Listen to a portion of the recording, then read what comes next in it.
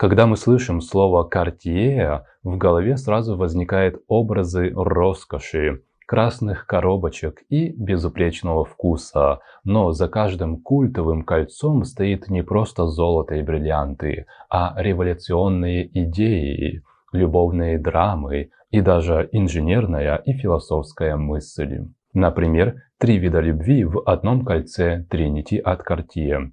История украшения, которое копирует уже 100 лет. В 1924 году французский поэт и режиссер Жан Кокто заказал у Луи Картье создать кольцо, которое бы символизировало абсолютную любовь.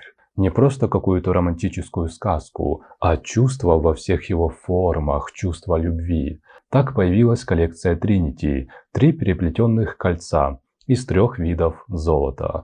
Минимализм, но с философией внутри. Белое золото – это символ дружбы, основа любой близости, да? Без нее любовь быстро превращается в драму. Желтое золото – это символ верности, выбор оставаться рядом каждый день, а не только в красивые моменты.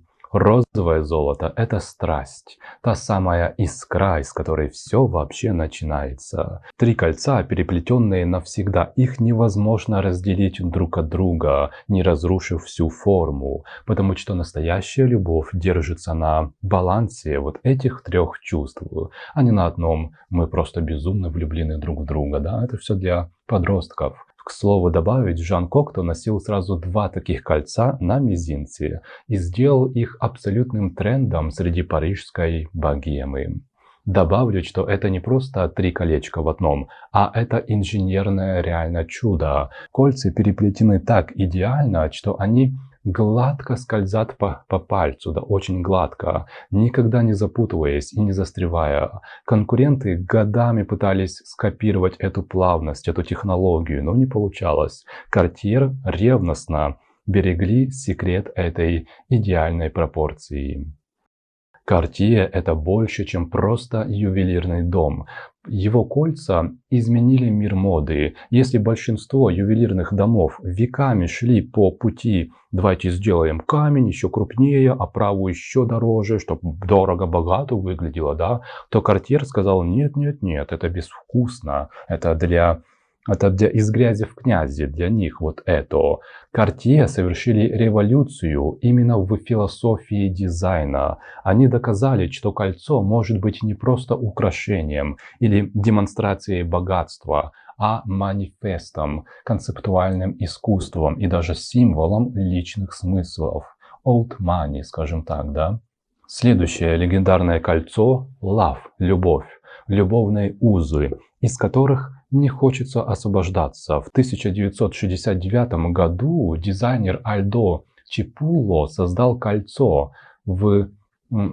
Чуть раньше он еще сделал браслет, а потом кольцо вот этой коллекции Love для дома Cartier. Это был настоящий бунт против классического ювелирного канона. Никаких цветочных орнаментов и романтических банальностей. Только чистая идея и смелый символ. Дизайн с отверткой вместо россыпи драгоценных камней. Это культовая гравировка в виде шляпок, винтов, минимализм индустриальный и дерзкое заявление. Любовь не украшение, а конструкция, которую собирают всерьез.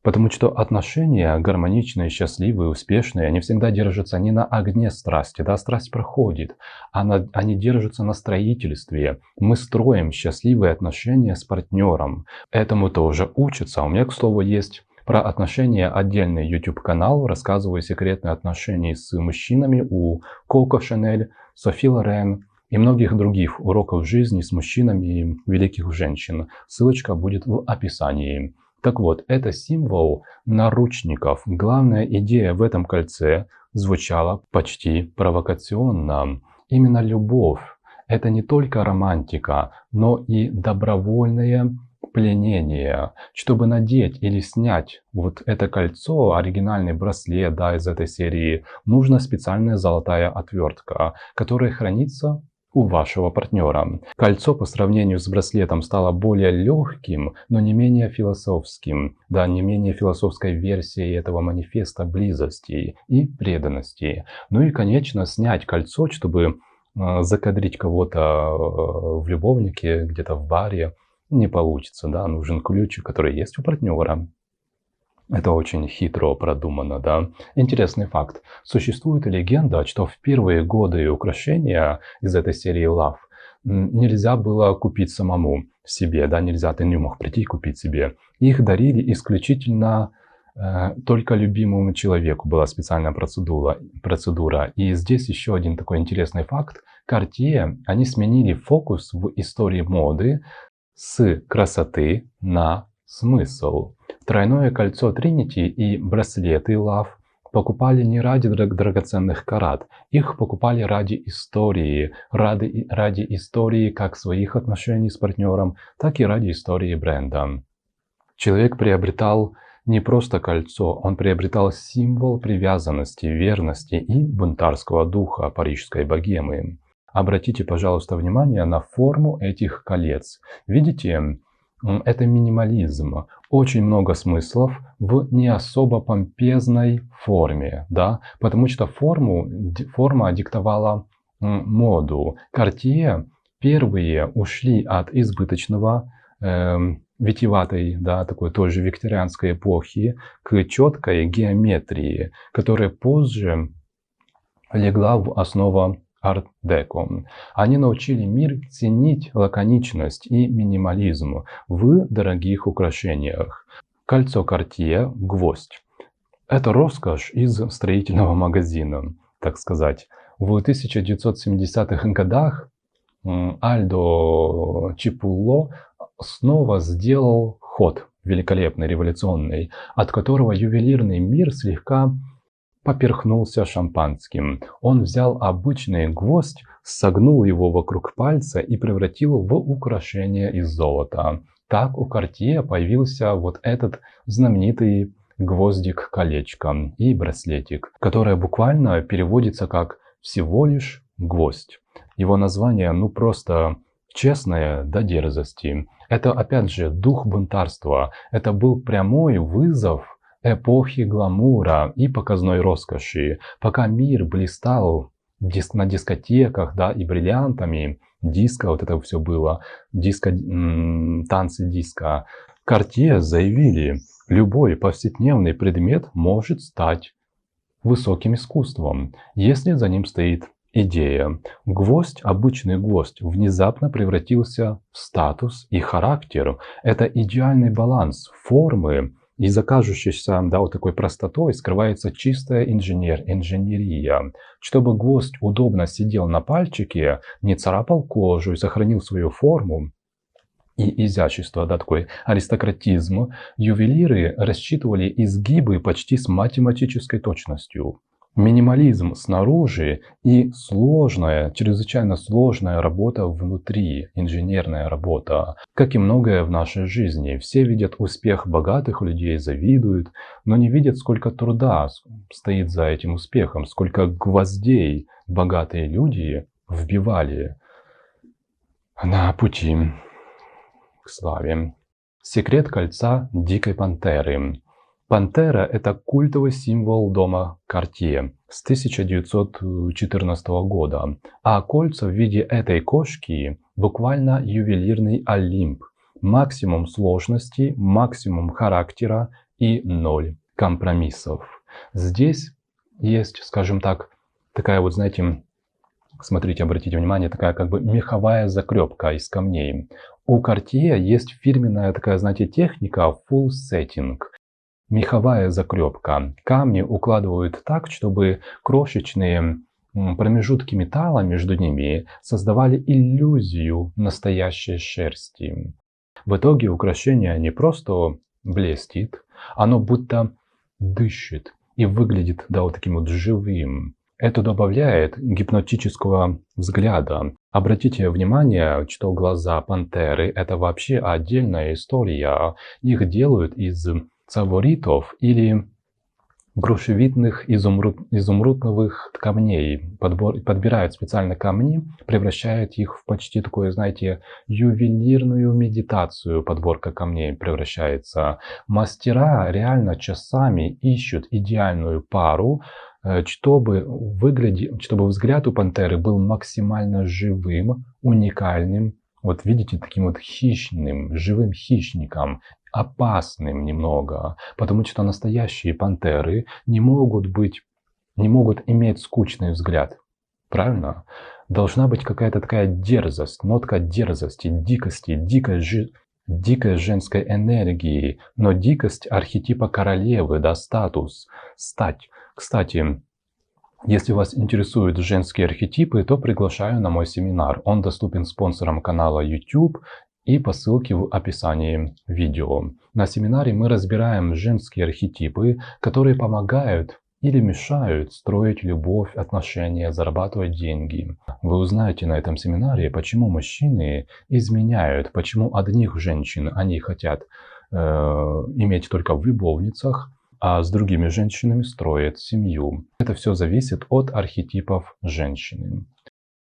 Дом Картье – это не просто украшение. Он создал королевские символы, поэтому королевские дома хотели сотрудничать с этим брендом. Недаром король Эдуард VII однажды назвал бренд Картье ювелиром королей и королем среди ювелиров. Замечательная фраза. И это звучит не как реклама бренда, а как исторический факт, реально. Дом Картье всегда менял правила игры. Например, до конца 19 века ювелиры в основном работали с золотом, да, с золотом и серебром, классика. Но была проблема. Серебро быстро темнело, а золото было слишком мягким для тяжелых драгоценных камней. Тогда Луи Картье сделал ход революционный, который изменил правила игры, опять в который раз. Он начал активно использовать платину. Этот металл оказался прочнее и позволил создать почти невидимые крепления для бриллиантов. Камни будто, знаете, зависали в воздухе. Это выглядело как чистая магия, как магия вне Хогвартса. Slytherin Forever. Это была инженерия высшего уровня. Именно так родилась эстетика вот этих вот парящих бриллиантов, без которого сегодня невозможно представить высокое ювелирное искусство. Кольцо Картье стали культовыми не потому, что они были сделаны из дорогих металлов. Главная причина – это смелость. Они первые догадались превратить гайку, гвоздь и 3 разноцветные полоски металла в символы статуса, которые не теряют актуальности уже сотню лет. До сих пор их ювелирные украшения копируют. Это гениальность вне времени. Именно поэтому спустя даже 50 лет, даже 100 лет, эти кольца выглядят так, будто их спроектировали только вчера. Да? Хотя они созданы 100 лет назад, они кажутся современными. Это не просто ювелирные изделия, это культурные коды, которые мода цитирует до сих пор. Подводим итоги нашей лекции. Можно сказать, что Картье они совершили то, что удается лишь единицам. Они подчинили ювелирное искусство не капризам, не изменчивой моды, а строгим законам архитектуры и человеческой психологии.